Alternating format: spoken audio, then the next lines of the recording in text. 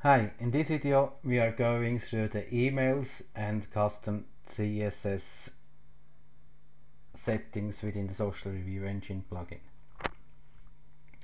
Here at email settings, the first one, admin email, you can enter an email address, or if you want to add more than one, just separate them by a comma, and they are receiving an email as soon as a user submitted a review. You also have the ability to customize that or to use a different email address on each content you create.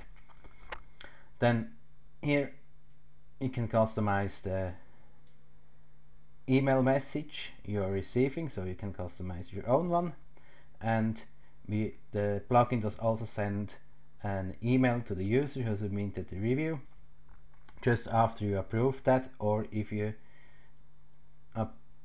have auto approval, then it will be sent directly after he submitted the review.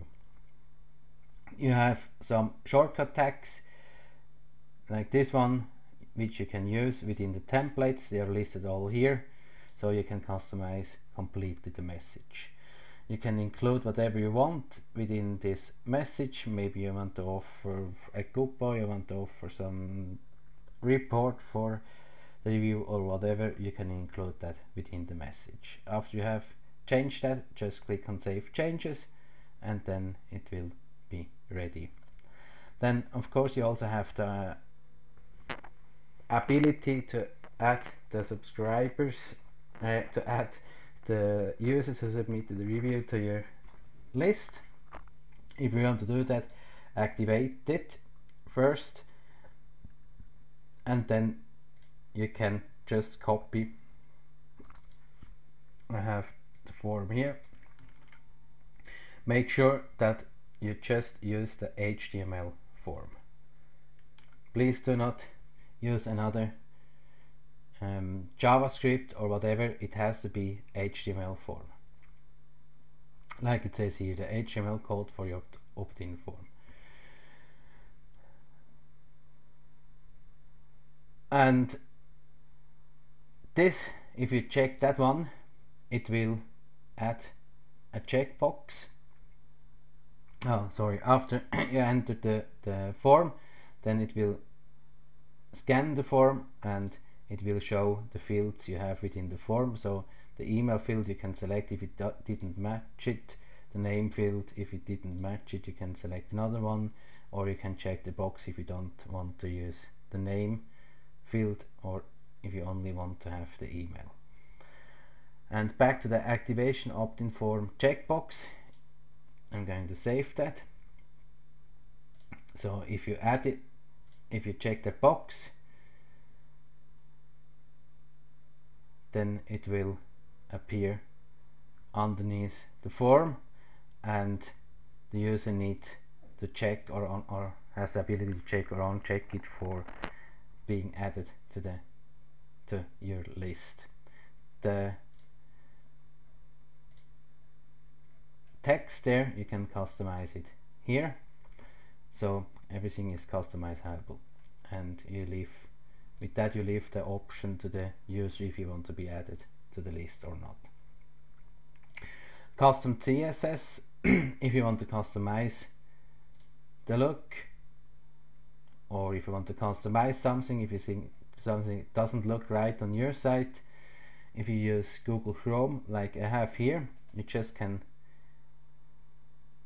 right click, then select an element, and you can see at the right hand side here, you can see the different classes we are using, how the class look. So if then just copy the class and you can enter that here, whatever it is, and then add some custom CSS for it.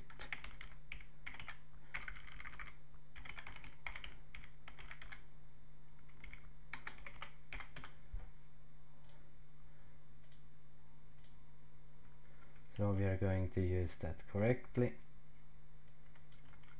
So I just added that one, changed it from margin top 5 pixel to 25 pixel, and then save custom CSS. When you click on that one, save custom CSS, it will automatically create a new CSS file and add it. It doesn't add the CSS to the HTML code to save bandwidth and keep the performance as high as possible. Now you can see it has the 25 pixel between the box and the text here. If I'm going to delete that,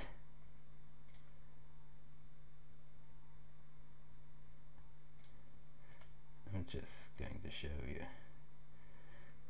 You see, we have the custom CSS. Now when I'm going to reload it, it is gone again because we have an empty field. We have no custom CSS added into that box, so it won't add that file. Going to reload, and now it just is up to that box again. That's it for the emails and CSS settings. In the next video we are going through all the different menu parts we have here, and also the different settings we have within the meta box.